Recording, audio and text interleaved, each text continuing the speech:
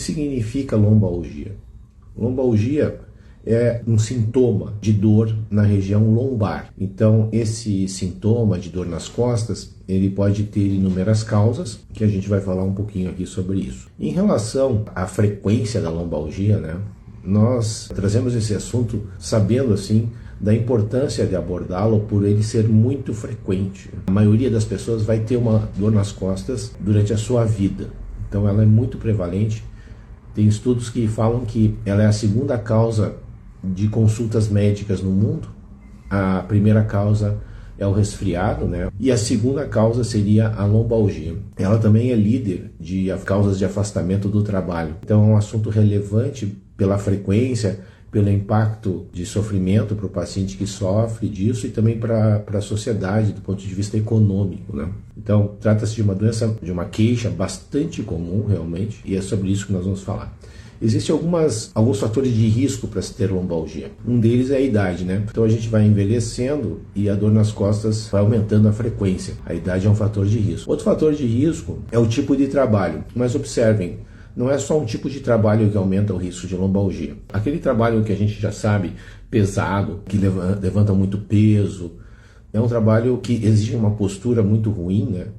É um trabalho que aumenta o risco de ter dor nas costas, na parte de baixo da coluna. Mas também as pessoas muito sedentárias, que trabalham muito tempo sentadas, também têm um risco maior de ter dor nas costas, de ter lombalgia. A obesidade também é um fator de risco, o peso elevado pode contribuir também. E também o tabagismo. Interessante isso, né? O tabaco aumenta o risco de desenvolver dor nas costas. Mais um motivo aí para parar de fumar, para quem está fumando. E para quem não começou, não começar. Também um fator de risco importante é a insatisfação com o trabalho que exerce. E também quadros mais emocionais, como depressão e ansiedade, também aumentam o risco de sofrer de dor nas costas. Então, teoricamente, uma forma de prevenir a lombalgia, prevenção dela, é lidar com esses fatores de risco e tentar retirá-los, né, da nossa vida. É uma forma, certamente, que deve diminuir a chance de desenvolver dor nas costas. Assim, a dor nas costas, então, ela tem causas? Sim, ela tem causas. Há várias causas de dor nas costas. Antes disso, nós podemos classificar a dor nas costas como aguda ou crônica.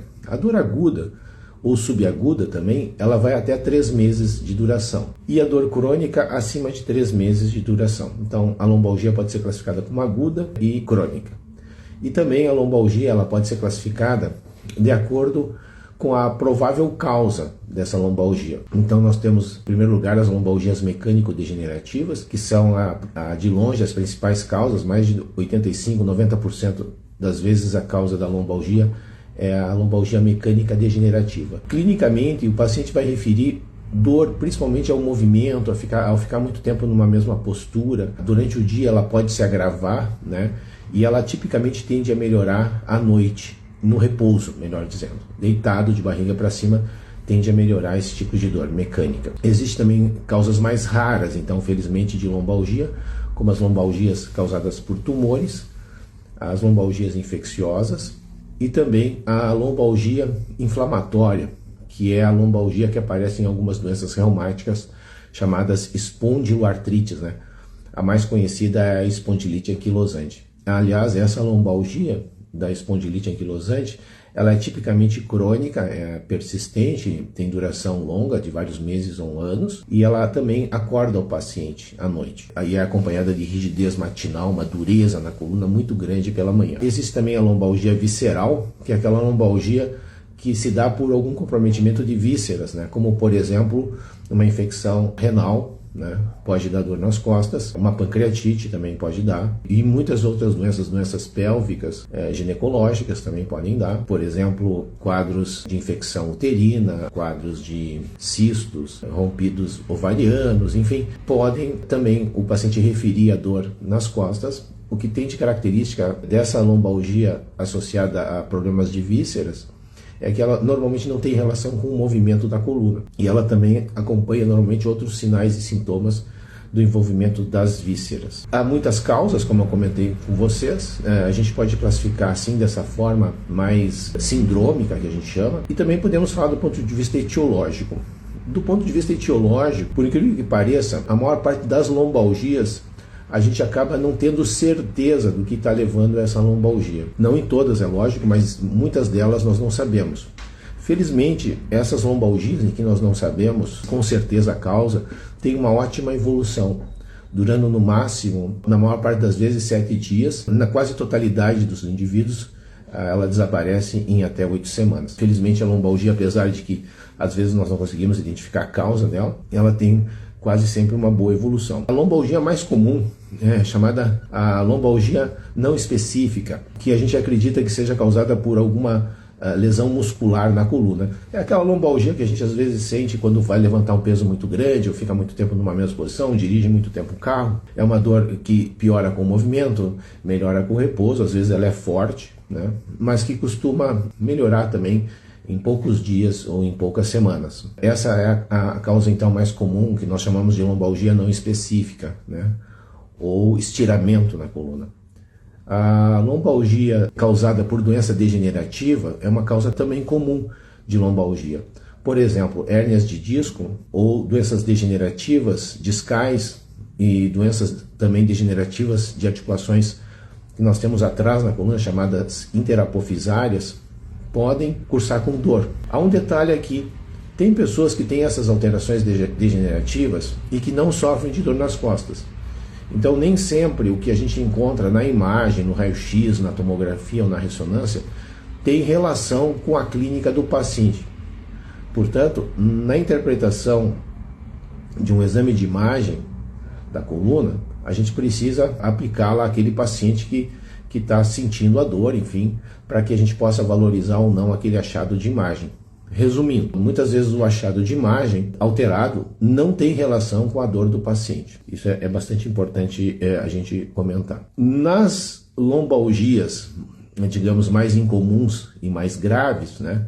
Então, usualmente, exames são necessários para avaliar e afastar essas causas. Por exemplo, às vezes a lombalgia pode ser tumoral, mas raramente infecciosa. Então, nesses casos, o exame complementar com laboratório e imagem são importantes na definição desses diagnósticos.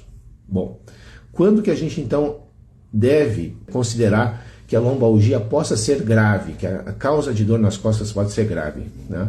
Que é uma minoria de casos, como eu já comentei. Por exemplo, se essa lombalgia seguiu-se a um trauma, principalmente após os 50, 60 anos de idade, às vezes o trauma, seja um acidente, seja uma queda, pode fazer fraturas de vértebras, principalmente em pacientes com osteoporose. Quem usa corticoide também deve se preocupar, e os médicos devem ficar atentos, né? E o paciente deve procurar atendimento médico quando ele tiver esses fatores de risco que eu estou falando. A gente está falando, esses fatores, eles também chamados são de sinais vermelhos.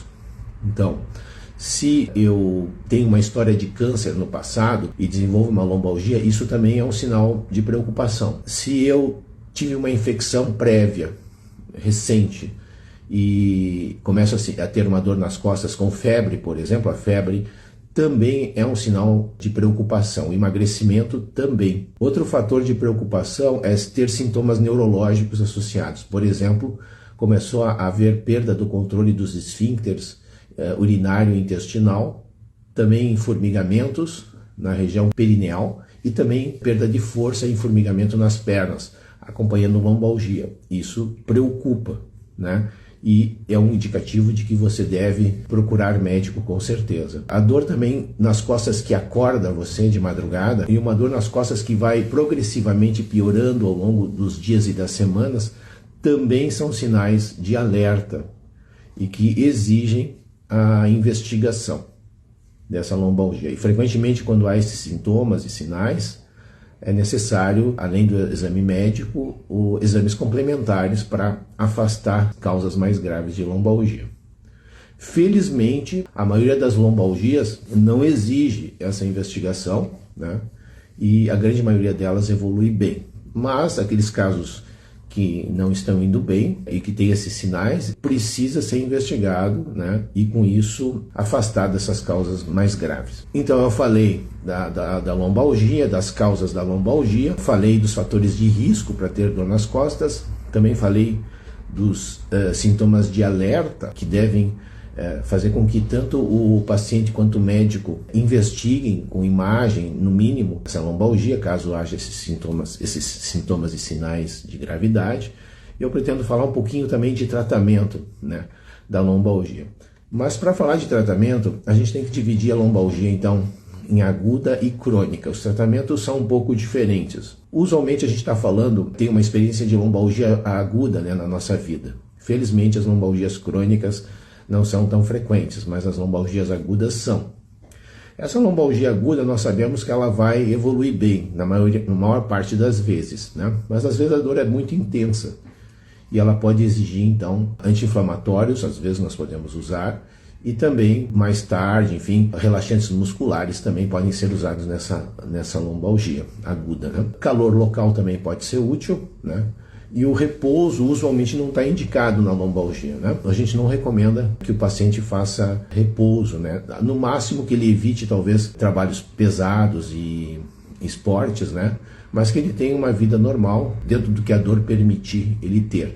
Porque os pacientes que se mantêm tentando ter uma vida normal durante o curso da lombalgia, eles têm um tempo menor de lombalgia. Manter-se ativo dentro do possível, né, é importante. Medidas assim, já não tanto usadas, mas estão descritas que podem ser usadas nessa lombalgia aguda, né, seria acupuntura também, né, massagem e fisioterapia. São medidas que podem ser usadas nessa fase da doença. Já o tratamento da lombalgia crônica, ela é um pouco diferente, né? Na lombalgia crônica, é necessário muito a atividade física. Exercícios aeróbicos são fundamentais, tá? Então, nós temos que orientar que o nosso paciente faça exercícios, sejam eles sozinho ou supervisionado, normalmente supervisionado, né? Com profissionais, educadores físicos ou fisioterapeutas, são mais efetivos. Técnicas de relaxamento também são úteis e também yoga e meditação podem ser úteis nos pacientes com lombalgia crônica, né? Também as medicações que mais funcionam nessas lombalgias não são tanto os anti-inflamatórios, mas são aquelas drogas que agem no sistema nervoso central, como alguns antidepressivos e alguns anticonvulsionantes, né? Ainda em relação ao tratamento, felizmente, né, a cirurgia na coluna ela é indicada só para pequenos grupos de pacientes que sofrem de dor nas costas. A grande maioria dos pacientes com lombalgia, né, não complicada, ela não precisa de cirurgia para ser tratada. Em relação à prevenção, né, da lombalgia, eu acho que aqui cabe um comentário importante, né? Não só falar de doenças e tratamentos, né, mas também de prevenção. Como prevenir a lombalgia? Então, já comentei lá no início que evitar os fatores de risco pode ser um bom caminho, como, por exemplo, né, manter-se com o peso adequado, né, uma alimentação saudável e também um programa de exercícios, né, aeróbicos, seja natação, hidroginástica. Exercícios aeróbicos também previnem dor nas costas. Também não ficar muito tempo numa mesma posição, pessoal, né? Então não fiquem muito tempo sentado, nem muito tempo em pé. Alternem essas posições, é uma forma também de prevenir lombalgia.